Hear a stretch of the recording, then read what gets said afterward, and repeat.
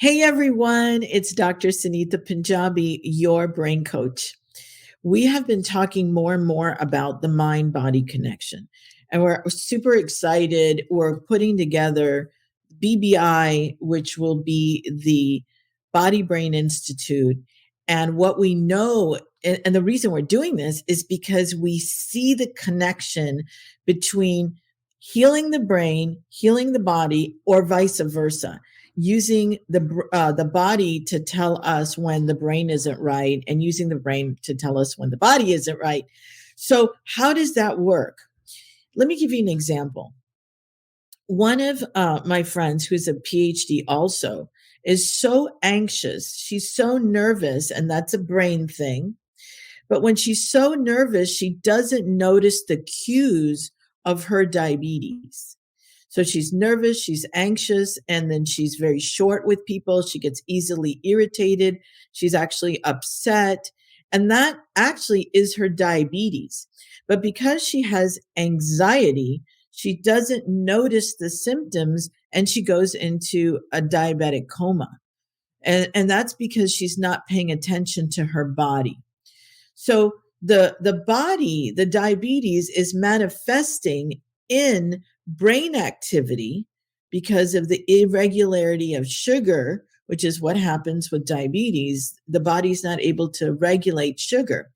Well, the drop or the increase of sugar levels can actually change the person's personality. It can change the way they act. So there's a very clear connection between the mind and body. Another really good example of this, we know that when an individual has heart palpitations, they may have a tachycardia, which means that their heart is palpitating, and they may have some anxiety. Well, that anxiety, because they're, thinking about the anxiety, they're worried about heart palpitations, that thought actually can cause a real heart attack. So let me explain. 80 to 85% of a heart attack is generated from the thought, oh my God, I'm having a heart attack. When the individual thinks that thought, it actually makes the heartbeat even faster, and it causes constriction of the heart valves, which can cause a real heart attack. So the mind body connection is so important. The brain tells the body what is going on. It's constantly sending the message, and the body reacts to that message and does so accordingly. We see this all the time. When you have a car coming at you and your heart rate starts to increase and you automatically swerve away, you don't even think about it. Your body just goes into action. It was a thought that you had, and it's on automatic. You're going to swerve. It just simple stuff. If you ever, have someone, a target, something coming at you, and you're going to find that you're going to blink. The thought is it's going to hit me, and you blink. The body responds immediately. Without you even thinking about it, you're going to blink. That's how deeply connected the brain and body are. There's an automatic response. The fight or flight system is a great way to see that. Your hands will start to sweat, your eyes will dilate, and your body's preparing for a fight. So that your systems in your body start to shift. Digestion doesn't become a real big issue if you're in a fight or flight mode. All the blood is running to your hands and your feet so you can run. Well, if you're eating and you're anxious, the priority to the body is not digestion, it's running. So you can find that if you're anxious, you have digestion problems because your body's like, that's not the priority. We're going to put priority to running. We're going to put priority to giving the body the blood so the heart beats fast. It's preparing for a fight. So then digestion slows down, and it was all originally a thought. Everything was a thought at first. And the brain tells the body, how to act and how to behave. When the body thinks illness, we know that when the brain thinks illness, we know that the body will follow that command. When the brain thinks health, we know that the body can follow that command also, and usually does. I was sitting with a friend of mine, and her nose was leaking. And, with all the things that are going around with COVID. And she said, at the rate that I'm going right now with my leaky nose, by tomorrow I'll have a full blown flu. Well, sure enough, the next couple of days she got a fever and she got the symptoms of a flu.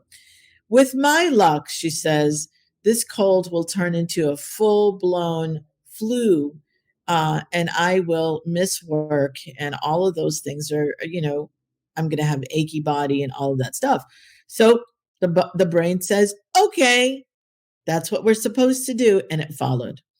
There are quick things, powerful things that you can do to help yourself when you are having stress in your brain and in your body, to stop that connection and from them feeding themselves, right? Like, so the brain starts to panic and the body starts to panic accordingly.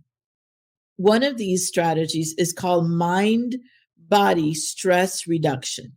And the way you do that is very simple. You're going to be mindful. So it's mindful based stress reduction. And what you are going to do is simple things of grounding yourself into your body when you're starting to have this anxiety. And it's mindful. So let me explain. I'm having coffee right now. And if I notice that I'm beginning to panic or my heart rate is going up, what I can do is slowly sip my coffee and really be with my coffee and just feel it in my mouth and be present with the body sensation of having coffee. So here we go.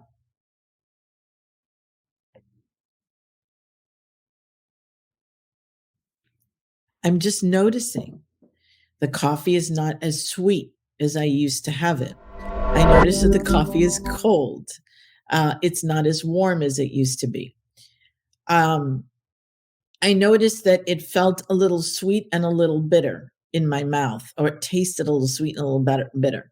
All of this, being present to the sensation of coffee, being mindful, grounds me back into my body, and it can actually help calm my heart down.